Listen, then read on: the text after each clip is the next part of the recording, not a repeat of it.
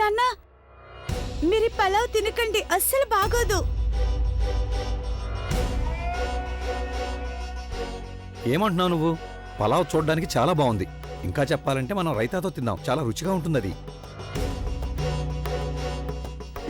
నాన్న ప్లీజ్ తినకండి, అసలు బాగుండదు.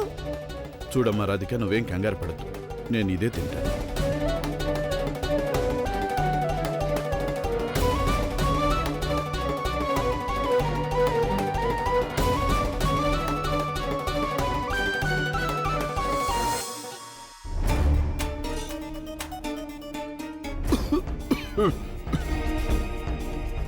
బాబు శివ, ఏమైంది? నీ మొహం అంతా ఎందుకంత ఎర్రగా మారుతోంది? లేదమ్మా, నేను బాగానే ఉన్నాను.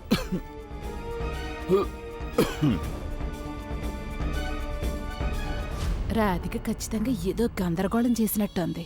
అందుకే బావగారిని తినొద్దని ఆపుతున్నట్టుంది. తెలుసుకుని తీరాల్సిందే విషయం ఏంటనేది. ఈరోజు గంగ మొదటిసారి వంట చేసింది. నేను ఏమైనా అన్నానంటే తన మనసు చాలా బాధపడుతుంది.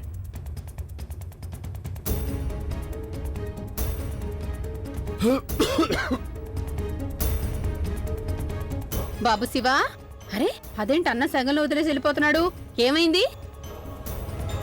శివ ఎందుకు ఇలా మధ్యలో లేచి వెళ్ళిపోయారు?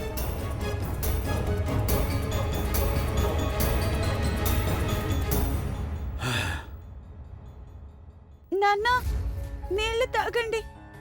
అంత కష్టంగా ఎందుకు తిన్నారు? మీకు చాలా కారంగా ఉండుంటుంది కదా. సారీ నాన్న. అరే, నువ్వెందుకు సారీ చెప్తున్నావు? ఇదంతా నా వల్లే జరిగింది. నేను ఆ కంచెంలో చాలా కారం ఎక్కువ వేసేసాను. అశ్విని అత్తయ్యని ఏడిపిద్దాం అనుకున్నాను, కానీ ఆ ప్లేట్ మీరు తీసుకున్నారు.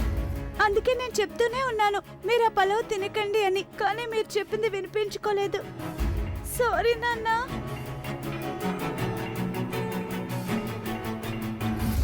ఇలా చూడమ్మా, నువ్వు చేసింది ఏదైతే ఉందో అది అస్సలు మంచిది కాదు.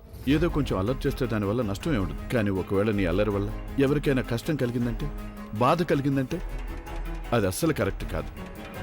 ఈరోజు ఈ పలావుని మీ అశ్విని అత్తయ్య తినిగనుకుంటే ఏమై ఉండేది? నీకు తెలుసు కదా, ఎక్కువ కారం తింటే తనకు పడదని, ఎలర్జీ ఉందని. తన ఆరోగ్యం పాడై ఉండేది కదా. సారీ నాన్న, ఇక మీదట నేను అస్సలు అలా చెయ్యను.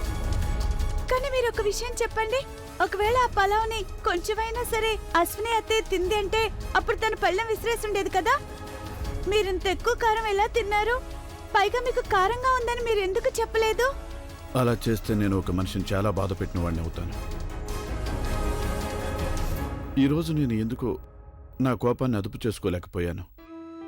అదే కోపంలో నేను తనని ఎన్నో మాటలు అనేశాను. ఇక ఈరోజు భోజనం తనే కదా వండింది. నేను అవమానించిన ఆ వ్యక్తి. నువ్వు ఇంకేమన్నా చెప్పాలా? ఇంకేమన్నా అబద్ధం చెప్పాలనుకుంటే చెప్పేయి. నేను చూడాలనుకుంటున్నాను నన్ను మోసం చేయడానికి నువ్వు ఎంత నీచానికి దిగజారగలవు అని. ఎందుకు ఆలియా, ఎందుకు నువ్వు ఇలా చేసావు? నీకు తెలుసు కదా, నానమ్మ తర్వాత నీ ఒక్కదానిని కదా నేను పూర్తిగా నమ్మేది. ఏమన్నావు నువ్వు? ఈ మధ్య అన్నిటినీ మర్చిపోతున్నావా? అది చాలు. వాటిలో ఉన్న శక్తి విషయాన్ని గ్రహించి మనకు వివరిస్తాయి.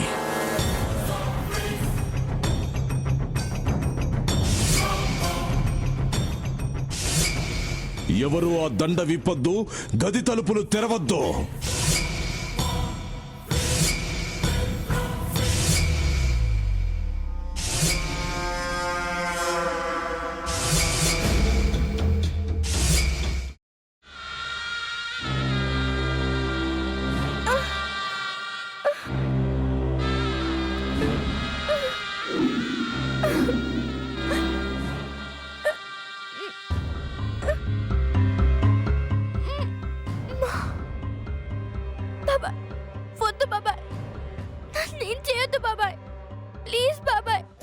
నీకు నిజం తెలిసినప్పుడే నా ఆలోచనలో నువ్వు చచ్చిపోయావు.